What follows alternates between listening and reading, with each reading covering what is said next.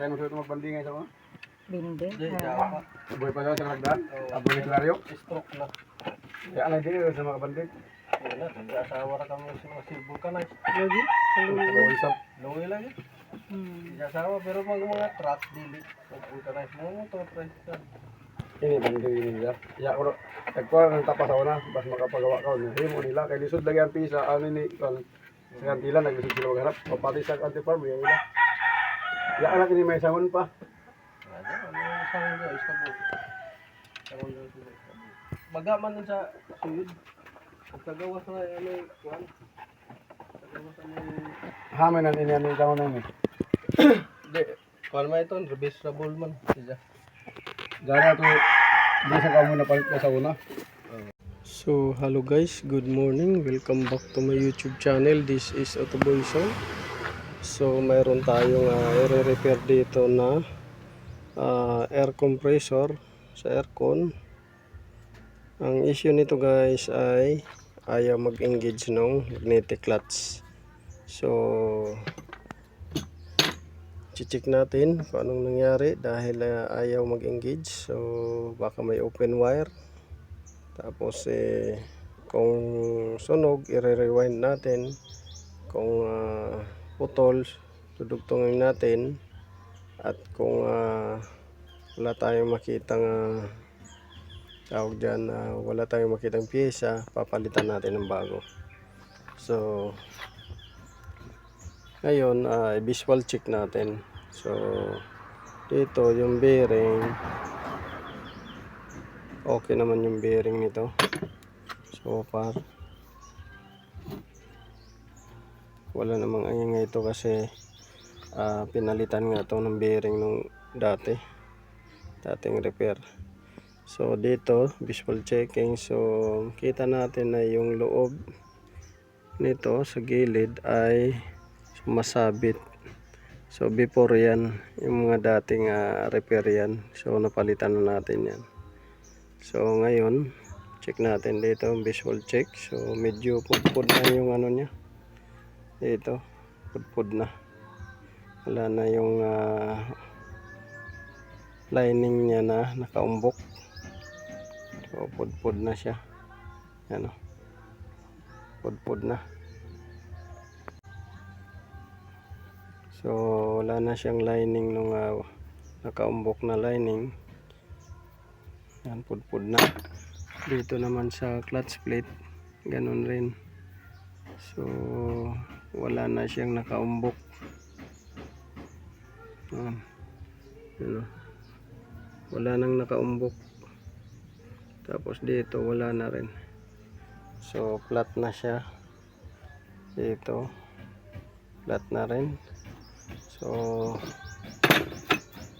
ngayon dito naman tayo sa magnetic coil. So tatanggalin natin ito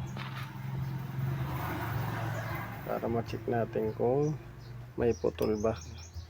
Bakit ayaw mag-engage nung magnetic clutch. So yun yung ano natin, goal dito. Tapos itatry natin repairin kung mare-repair pa.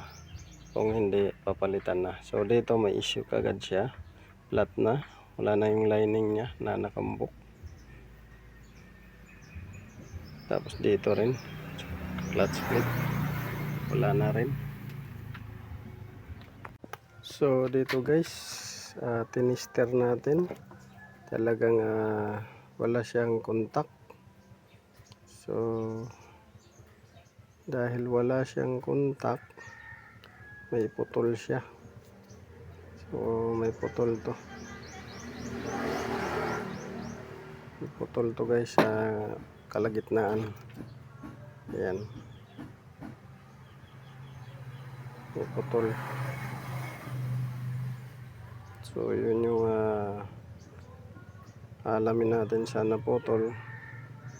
Pero nasa loob siya, ang putol nasa loob, putol. So wala siyang contact. So ating re-repairin yan guys. Re-repairin natin para matipid sa customer.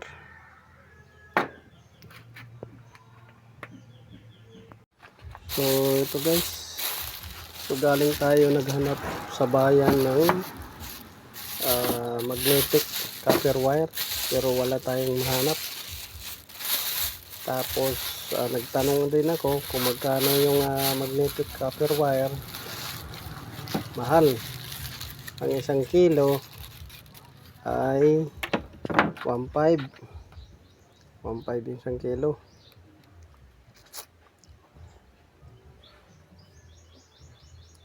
So yun yung ano natin,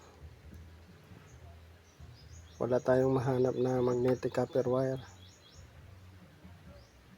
So yun yung problema natin guys, dahil wala tayong mahanap na magnetic copper wire. So gagawin natin ito, papalitan na lang talaga ito ng bago, dahil wala tayong mahanap, wala tayong mabili. Kung bibili man, mahal din ang kilo, 1.5 ang kilo. So plus labor 1.5, 3,000 din. So malapit lang din to sa bumili ka ng replacement na halos nasa 5,000. So yun, update ko kayo guys. So share ko pala guys kung bakit nasisira yung magnetic clutch, sa dahilan na minsan yung lifespan ng magnetic coil or magnetic clutch ay nag-end na. So yun, lifespan niya hanggang dyan lang. So ito, mayroon na tong mga 20 years daw. So bawing-bawi na yung customer nito. Tapos ngayon, pangalawa, ang dahilan kung bakit nasusunog to, yung hindi nagka-cut off, laging naka-engage. So yung hindi nagka-cut off, laging naka-engage, minsan na overcharge, minsan naman undercharge ang dahilan. Minsan naman yung pressure switch ang dahilan. So yan kung bakit nasisira siya. Pangatlo, yung kalawang. Yan, nakakasira. So yan lang guys, update ko kayo pagka nabilhan na natin.